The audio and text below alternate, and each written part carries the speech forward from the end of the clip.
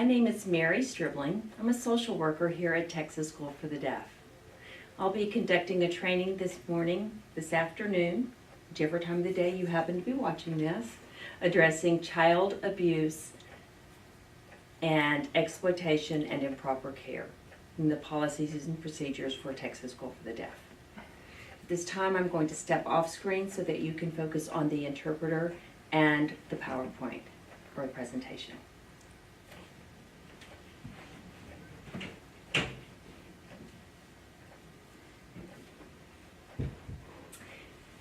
Texas School for the Deaf has a department called Department of Family and Student Advocacy Services.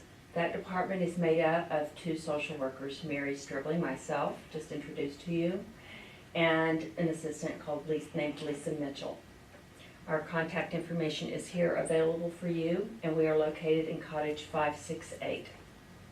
We always welcome any kind of contact information you feel need appropriate for our students and families. As I said, today we will be discussing what is abuse, the various types of abuse and neglect, and what is reportable. By definition, abuse is an intentional, knowing, or reckless act or omission that causes or may cause harm to a child's physical, mental, or emotional health and development. In order to better explain these, we have broken abuse down into various classifications for you. First is physical harm. Examples of physical harm may be things such as hitting or pinching, hair pulling or shoving, anything that is a physical interaction with a child that could cause harm to them. There's emotional harm, such as name-calling, making devaluing comments, making a student feel bad about themselves, comparing them perhaps to another student in the classroom. May cause them to feel extremely emotional and not as good about themselves as perhaps they should. Neglect. Examples of neglect is things such as not providing appropriate supervision, their basic daily care needs, or medical attention that a student or a child may have.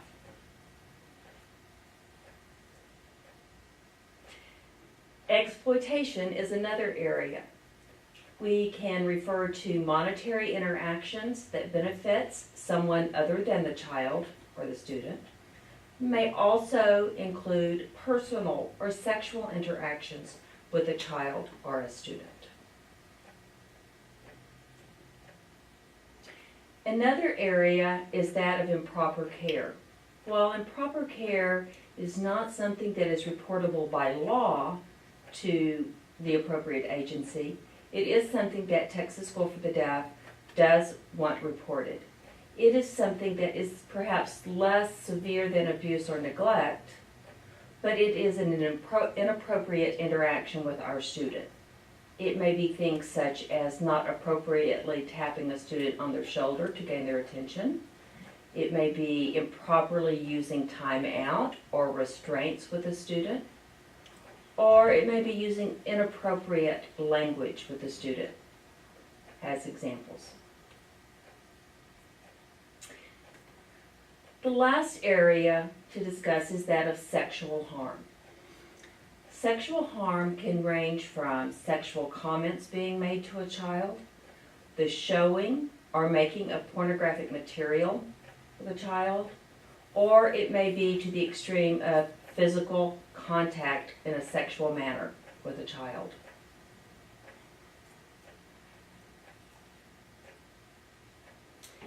Sexual abuse is one of significant ramifications. In June of 2009, the Texas legislature passed a law called House Bill 1041. The reason for doing this was they wanted to make students and families and staff working with children aware of possible red flags and increase awareness of sexual abuse with children. They required all school districts to adopt and implement policies addressing these issues. Things that you need to remember about child sexual abuse. First, it is punishable by law. Abuse can include failure to make reasonable effort to prevent child sexual conduct that would be harmful to that child.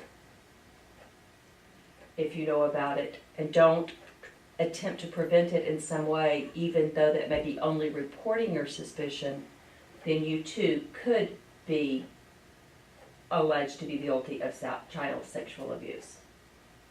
That would be your failure to intervene. Reporting suspected child abuse is not only an ethical responsibility, it is the law, and failure to report it is a Class B misdemeanor.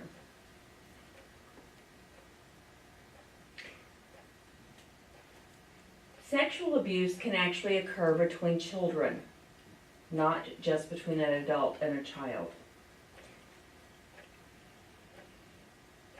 It is typically defined by an age difference, that being 3 years or greater, or by a difference in power, one child having power or control over another child. Typically that is one child without intellectual disabilities or cognitive delays influencing a child that does, regardless of age.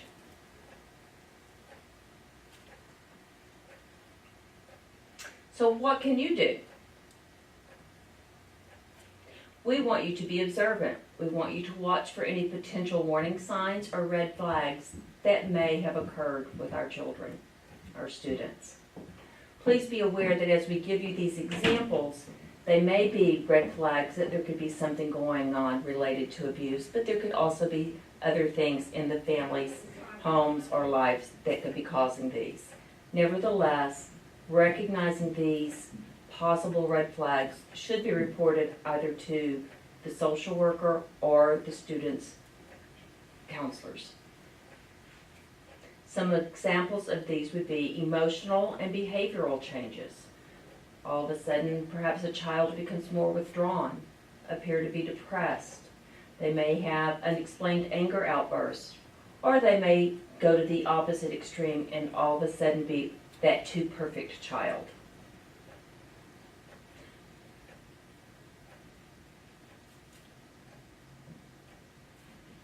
You may see some physical changes, such as an appetite change or a sleep pattern change, or they may have some hygiene changes.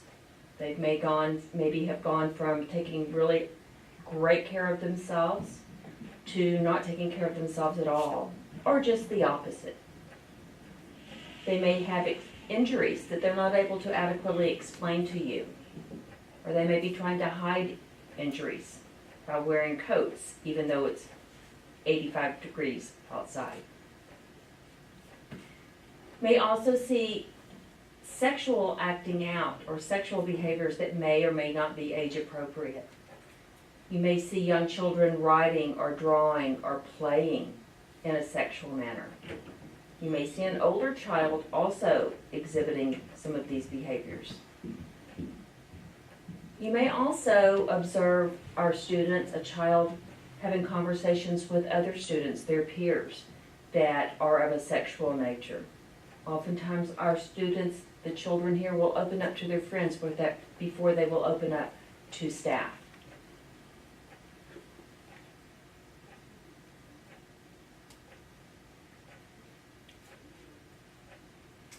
We would request that you maintain appropriate student and staff boundaries. We want you to establish healthy boundaries with our students.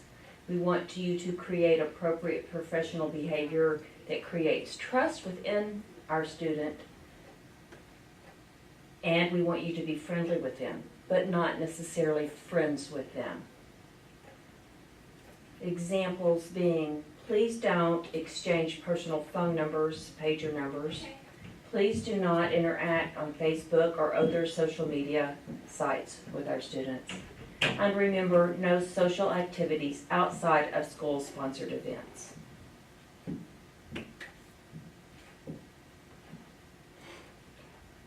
Third, we want you to report because it's the law.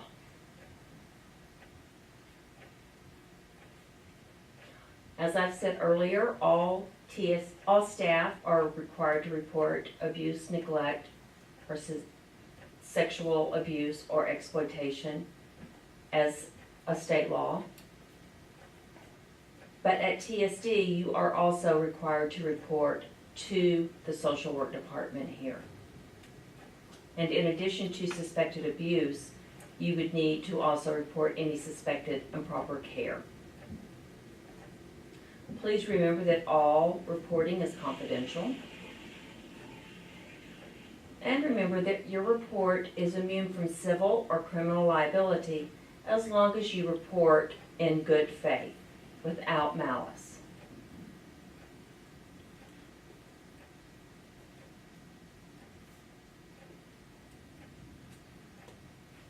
By law, all reports of abuse, neglect, and exploitation must be reported to the Texas Department of Family and Protective Services, which you've been provided here with the hotline number.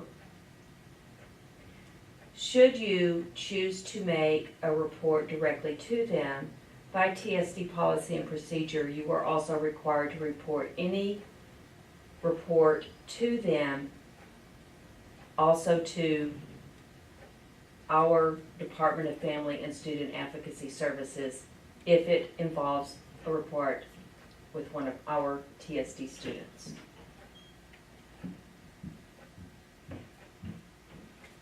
You should also know that by reporting suspected abuse, neglect, or exploitation to the social workers, you are also meeting the letter of the law, as we are an investigatory agency, and the social workers may take those reports and you then met the letter of the law.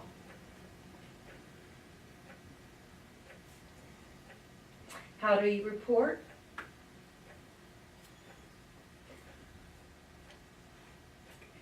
You report immediately or within 24 hours to the social worker. You use a form called Suspected Abuse, Neglect, or Improper Care. It is a green form.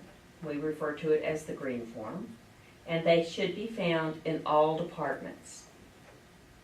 We ask that you please do not put the reports in campus mail because we may not get it, and we certainly will not get it in a timely manner.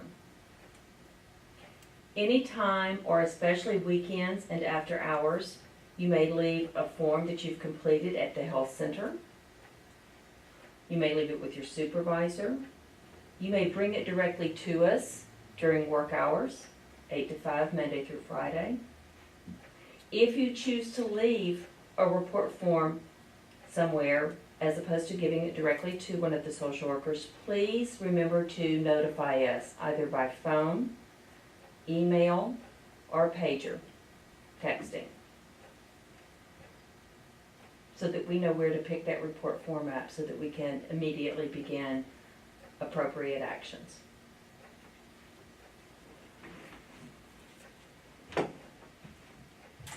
Thank you for your time. And again, please know that Lisa and myself are very open, office friendly, so please stop by and see us at any time for any concerns regarding any of our students. Thank you.